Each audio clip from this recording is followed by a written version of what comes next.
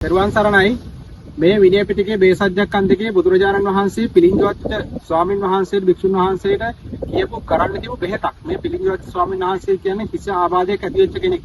එතකොට මේ අසනීප වෙනවා භික්ෂුන් වහන්සේලා. බොහෝ අසනීප වෙලා තියෙන. ඒ අවස්ථාවලදී බුදුරජාණන් වහන්සේ කියපු දෙයක් මේ කියන්නේ.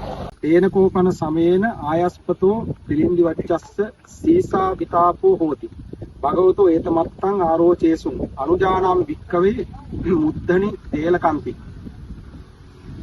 පිළිංගවච්ච ස්වාමීන් වහන්සේට කිසිේ අමාරුවක් හැදෙනවා. එතකොට බුදුරජාණන් වහන්සේ කියනවා ඒකට තෙල් දාන්න කියලා. ඔළුවට හිසට තෙල් දාන්න කියලා බුදුරජාණන් වහන්සේ දේශනා කළා. බෙහෙත් තෙල්. එතකොට ඊට පස්සේ බෙහෙත් තෙල් දැම්මට පස්සේ උන්වහන්සේට මේ නාසයෙන් සොටු ගැලීමක් වගේ දෙයක් වෙලා තියෙනවා. ඊට පස්සේ බුදුරජාණන් වහන්සේ කියනවා නැස්සේ කරන්න කියලා. එතකොට ඔළුවේ අමාරුවට තෙල් දැම්මහම නහයෙන් ගලනකොට නැස්සේ කරන්න කියනවා. එතකොට නැස්සේ කර්ම කියන ඒවා බුදුරජාණන් වහන්සේ කියපු දේවල්. එතකොට බලන්න නැස්සේ කරනකොට ඒක ගොඩක් දුරට වැగిරෙන අවස්ථාවක් ඊළඟට අවිල්ල තියෙනවා. එතකොට බුදුරජාණන් වහන්සේ කියනවා ඒකට අවශ්‍ය කරන උපකරණ ඒකට කරන් තියෙන කටයුතු කරන්න කියලා. එතකොට බලන්න බුදු කෙනෙක් කොයිතරම් මිනිස්සයා ගැන හිතලා තියනවද කියලා. මානසික වශයෙන් මේ ලෙඩ වෙන කයක් මේ ලෙඩ වෙන කයට බණ විතරක් කියලා හරියන්නේ නැහැ. එතකොට තමන්ගේ භික්ෂුන් වහන්සේලා තමන්ගේ දරුවෝ වගේ. එතකොට තමන්ගේ තාත්තා වගේ භාගතුන් වහන්සේ ලෙඩ වුණාම බලන්න මේ ඕක අනිත්‍යයි කියලා හිතන්න කිව්වේ නැහැ. අනිත්‍ය හිතන්න තමන්ට ශරීරයේ ඔළුව කෙලින් හරියට තියෙන්න ඕන. ඔළුව නිදහස් නැත්නම් දැන් මිග්‍රේන් කියා දඟලනවා. ඒතර මිග්‍රේන් නෙමෙයි මිනිස්සුන්ට ගොඩක් දෙනෙකුට තියෙන අද නම් තියෙන මේ ගොඩක් hina විස කැවිලා කෑම වල විස කැවිලා hina විස කැවිලා මට hina වෙන මොටෝ සැදි කියලා. උන්ටත් කැවිලා තියෙන්නේ උන්ට රිදෙයි දැන් ඉස්සරහට. ඔය මොකද මෙහෙන් හොද උන්නේ නැහැ කියන වෙන කොහෙන්වත් හොද වෙන්නේ නැහැ. මොකද හැමතැනම ගිහිල්ලා හොඳ වෙන්නේ නැති හින්දානේ මෙතනට එන්නේ. ඒතර මම මේ පොතට මේවා දැනගෙන අධ්‍යයනය කරලා තමයි මිනිස්සුන්ට බෙහෙත් කරන්නේ. ඒ නිසා හොඳට තේරුම් ගන්න බුදුරජාණන් වහන්සේ එතකොට භික්ෂුන් වහන්සේලා කියලා තියෙනවා ඔළුවේ අමාරු වලට තෙල් දාන්න කියලා. එතකොට මේ තෙල් දානකොට මොන හරි නාසයේ ගැලීමක් සිද්ධ වෙනවා නම් නැස්සේ කරන්න කියලා තියෙනවා. සමහරව කරන්නේ නැහැ. ඒවට බයයි. එතකොට ඔක්කොම ඉංග්‍රීසි බෙහෙත් වලින් කරන්න හිතන්නේ.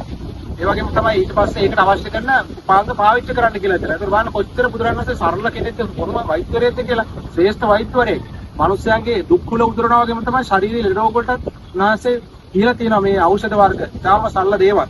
නාසයේ එකපාරින් අදිස්ථාන කරලා සුවපත් වෙන්න කියලා අදිස්ථාන කරලා ඉරිදි බලෙන් සුව කරන්න පුළුවන්. නමුත් බුදු කෙනෙක් කවදාවත් එහෙම කරන්නේ නැහැ.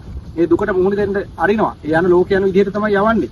එතකොට තේරුම් ගන්න මේවා දන්නේ නැහැ මිනිස්සු. ඊනියා බෞද්ධ. ඊනියා කියන්නේ උන් බෞද්ධ කියලා හෙන්න ලොකුවෙන් හිතන් ඉන්නවා. අපිටත් වඩා හෙන්න බෞද්ධ කියලා හිතන් ඉන්නේ. බුදුහාමුදුරන්ටත් වඩා බුදුහාමුදුරගේ අයියා වගේ සමහරව කතා කරන්නේ. බුදු කෙනෙක් ගැන දන්නේ නැහැ. බුදුහාමුදුරුවෝ දේශනා කරපු දේවල් මේ වලට hina වෙනවා. ඒතර අපි දෙයක් කිව්වම උන් හිතන්නේ මේ අපි කිව්වා කියලා. ඒතර අපිට hina වුණා කියන්නේ උන් hina වෙන්නේ තථාගතයන් වහන්සේට. හැබැයි බුද්ධං සරණං කියලා කියන්නේ. ධම්මං සරණං කියලා කියන්නේ. ඒ වුණාට උන් hina වෙලා තියෙන්නේ බුදුහාමුදුරන්ට. හොඳට මතක තියාගෙන ඉන්න. බුදු කෙනෙකුට දැනුවත් හෝ නොදැනුවත් hina වුණා නම් ඒ කටට අනිවාර්යෙන් හෙන ගහනවා.